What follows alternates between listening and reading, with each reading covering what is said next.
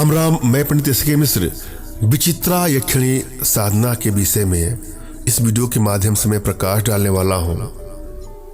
अगर आप इस यक्षिणी को सिद्ध कर लेते हैं तो यह यक्षिणी प्रसन्न होकर के आपकी जो भी इच्छाएं हैं, जो भी आपकी अभिलाषाएं हैं, जो आपकी इच्छा है वह अवश्य यह पूरा करती है। बहुत निडरता के साथ यक्षिणियों की साधना करनी चाहिए और गुरु के देख रेख में ही साधना भी करनी चाहिए। हम जो यहाँ बता रहे हैं उसको एक स्टेप को आपको सुनना है, समझना है और वीडियो में अंत तक बने रहना है। यक्षिणी की साधना से पूर्व प्रत्येक साधक को कुछ बातों को बहुत ध्यान देना जरूरी हो जाता है। कुछ निर्देश है, अगर हम इनको फॉलो करते हैं तो सिद्धि प्राप्त होना बहुत आसान है और यदि इनको हम फॉलो नहीं करेंगे तो सिद्धि प्राप्त होना असंभव है। किसी भी साधना को प्रारंभ करने से पूर्व साधक को उसके प्रति पूर्ण श्रद्धावान, विश्वासी, आस्थावान एवं धैर्यवान होना आवश्यक है। जो साधक साधना के प्रति अश्रद्धा अथवा अनास्था रखते हैं उन्हें सिद्धि प्राप्त नहीं होती है। अतः साधक को चाहिए कि यदि किसी साधन के विषय में, किसी भी साधना के विषय में उनके मन में तनिक भी संदेह हो तो उसे करना कदापि प्रारंभ न करें। इसी प्रकार साधना काल में साधक का धैर्यवान होना परम आवश्यक है। जो साधक साधना में आने वाली कठिनाइयों के कारण अपना धैर्य तथा साहस छोड़ बैठते हैं उन्हें भी सिद्धि प्राप्त नहीं होती है। अनेकों बार ऐसा भी सुना और देखा गया है कि साधना काल में आने वाली कठिनाइयों से विचलित हो जाने के कारण साधक को शारीरिक अथवा अन्य प्रकार की हानियां उठानी पड़ी है। अतः जब साधक में कठिनाइयों से लोहा लेने का साहस न हो तब तक उसे किसी भी साधना में प्रवृत्त नहीं होना चाहिए।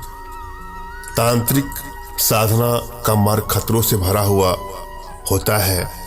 इसमें तनिक भी असावधानी, प्रमाद, भूल अथवा साहसहीनता साधक के लिए प्राणघातक सिद्ध हो सकती है। पहले तो जाने कि यक्षिणी क्या है। हिंदू धर्मशास्त्रों में मनुष्येतर जिन प्राणी जातियों का उल्लेख हुआ है उनमें देव, गंधर्व, यक्ष, किन्नर, नाग, राक्षस, पिशाच आदि प्रमुख हैं।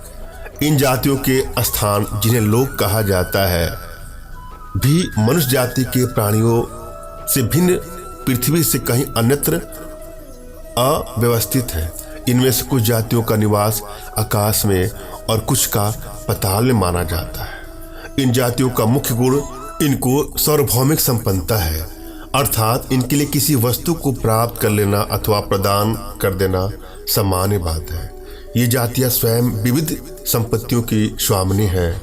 मनुष्य जाति का जो प्राणी इनमें से किसी भी जाति के किसी प्राणी की साधना करता है, अर्थात उसे जप, होम, पूजन आदि द्वारा अपने ऊपर अनुरक्त कर लेता है, उसे ये मनुष्येतर जाति के प्राणी उसकी अभिलाषित वस्तु प्रदान करने में समर्थ होते हैं। इन्हें अपने ऊपर प्रसन्न करने एवं उस प्रसन्नता द्वारा अभिलाषित वस्तु प्राप्त करने की दृष्टि से ही इनका विविध मंत्रोपचार आदि के द्वारा साधन किया जाता है, जिसे प्रचलित भाषा में सिद्धि कहकर पुकारा जाता है। यक्षिणियां भी मनुष्येतर जाति की प्राणी है।